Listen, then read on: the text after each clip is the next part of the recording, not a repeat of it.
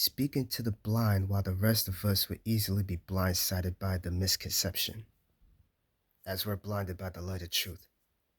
Even when it hits us in the face, that just because they can't see doesn't mean they can't navigate the world in different ways. And we just got to be their guide. All they got to do is utilize their other senses. They can see through the four that life's global positioning for them. The system that they'll function with is more catered to the feel while they're in the dark. The end of the tunnel could be near, but the thing is, smelling the trail left to follow towards the breadcrumbs so they'll get a taste of the sweet victory waiting for them. The bitter the insults, the sweeter the comebacks. They ain't even got other words to spell out the disrespect that they can hear. Don't matter if the voices are loud or under their breath. Revenge through consciousness is made with rational and conscious decisions.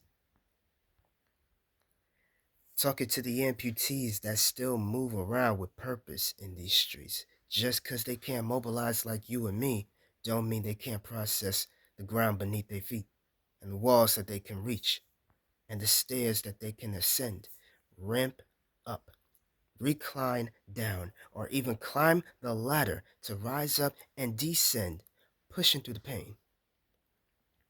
Pulling from the strains of courage to make their comeback for recovery worth living in a whole nother perspective, since it's their experience.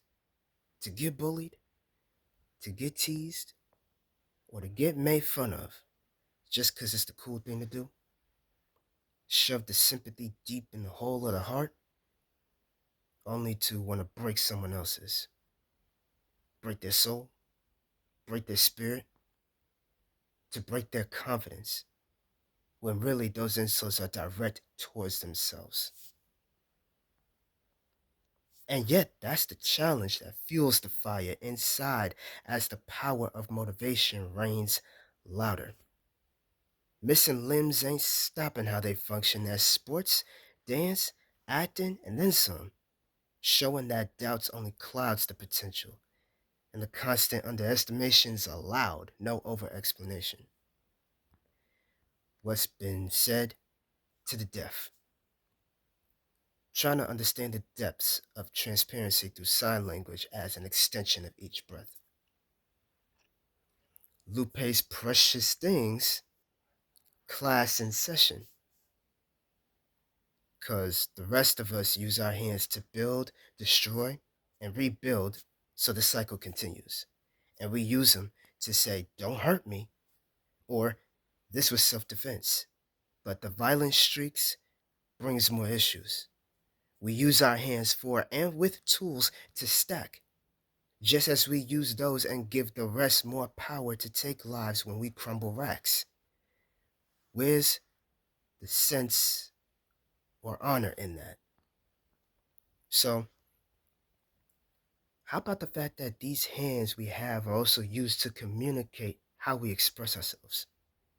In case our voices ain't enough, we became more theatric in every interaction we find ourselves in.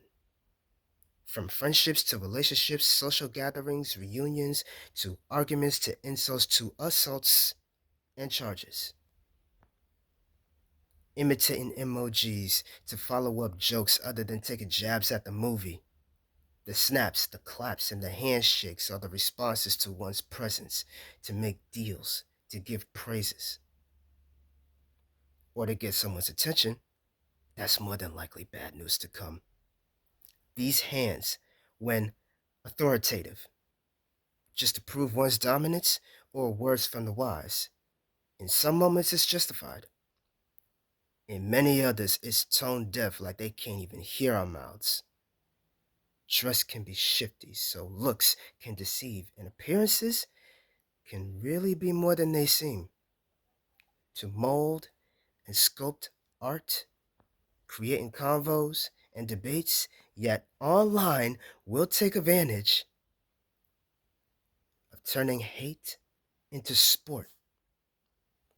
What could be worse?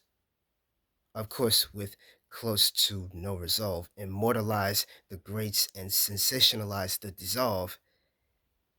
Who else involved? So then, what happens when the hands are the words themselves? Just because we express with ours doesn't mean they can't speak at all.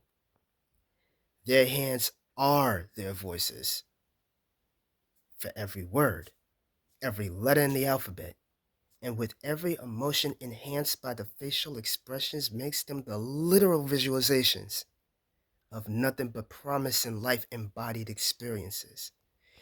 To hear is essential to all the other senses for exploring the world around every individual. Although not everybody have the luxury to be born that way. Sometimes there are those who don't even know how they sound when they've tried to vocalize.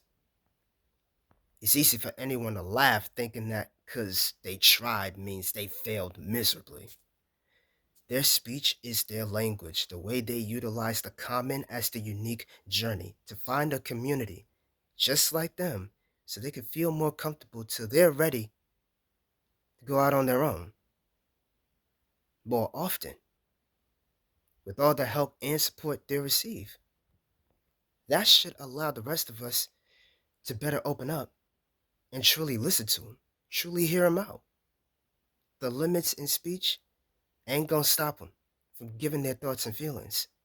The optimism that comes with hope, these are the silent redeemers breaking the sound barriers in a world that's filled with so much noise and vibrations.